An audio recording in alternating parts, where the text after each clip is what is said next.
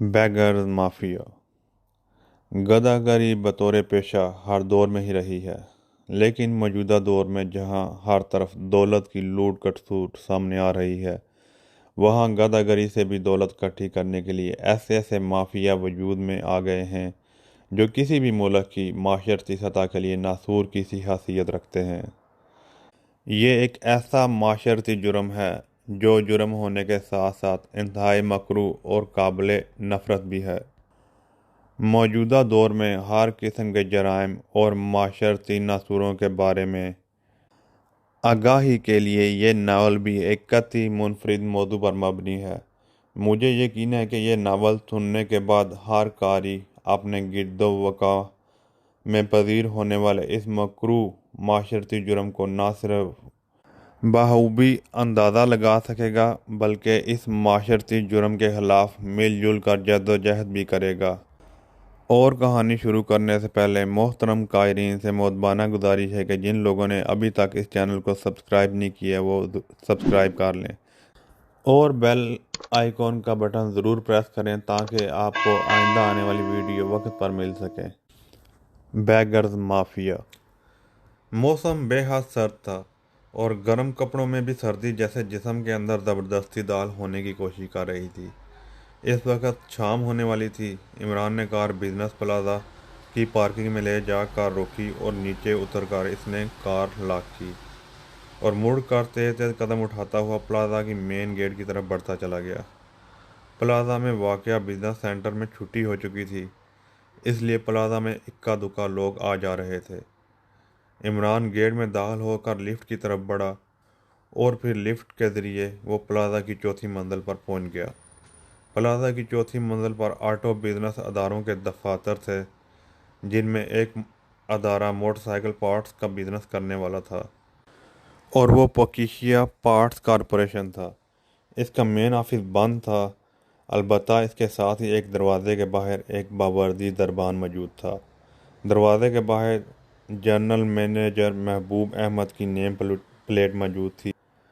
साहब ऑफिस में मौजूद हैं? इमरान ने दरबार से मुखातब होकर कहा। जी सर, दरबार ने इमरान के लिबास और वजाहत को देखते हुए मुदबाना लहजे में कहा और इसके साथ ही हाथ बढ़ाकर इसने दरवाज़ा खोल दिया। इमरान इसका शुक्रिया अदा करते हुए अंदर दाखिल हुआ तो ये एक खासा बड़ा कमरा था, जिस पर सोफ़े मौजूद थे। एक साइड पर अंदर शीशे का बना हुआ दरवाज़ा था, जिसके पास बेजवी काउंटर पर एक नौजवान लड़की सामने फ़ोन रखी बैठी हुई थी। इमरान को अंदर दाखिल होते देखकर वो चौंक कर इमरान की तरफ मतवज्जा हुई, जैसे इसके चेहरे पर इमरान को देखकर कदरे नागवारी के तासरात उभर आए थे। जाहिर है छुट्टी का वक्त काफ़ी पहले हो चुका था, लेकिन क्योंकि मैनेजर साहब अपने ऑफिस में मौजूद थे, इसलिए इसकी सेक्रेटरी को भी अभी तक छुट्टी नहीं मिली थी और इमरान की आमद का मतलब था कि छुट्टी में मज़ीद देर हो जाएगी। जी फरमाइए, लड़की ने कारोबारी लहजे में मुस्कुराते हुए कहा।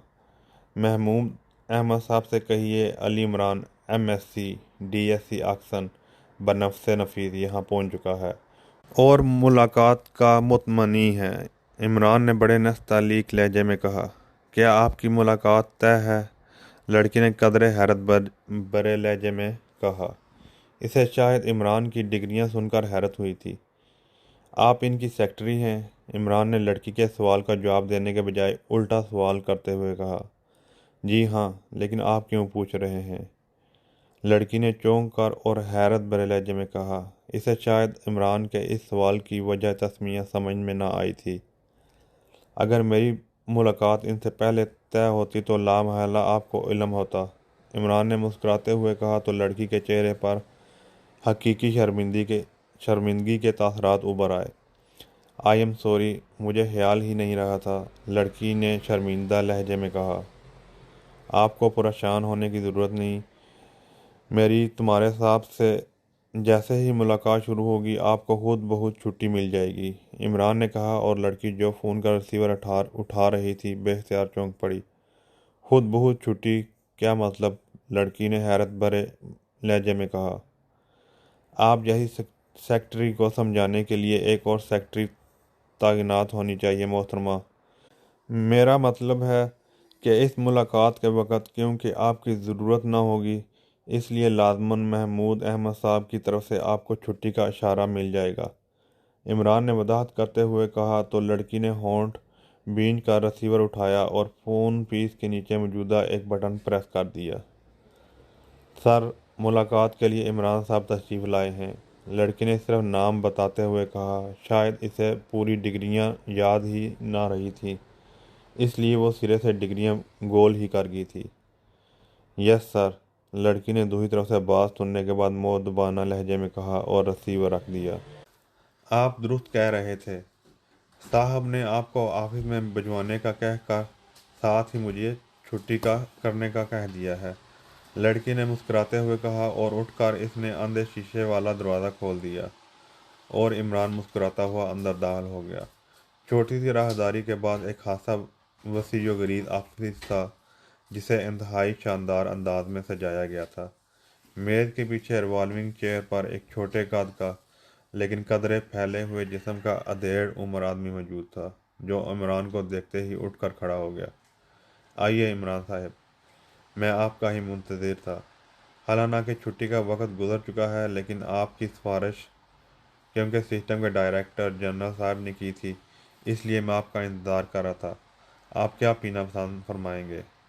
جنرل مینیجر جو محبوب احمد تھا نے خالصتاً کاروباری انداز میں بات کرتے ہوئے کہا۔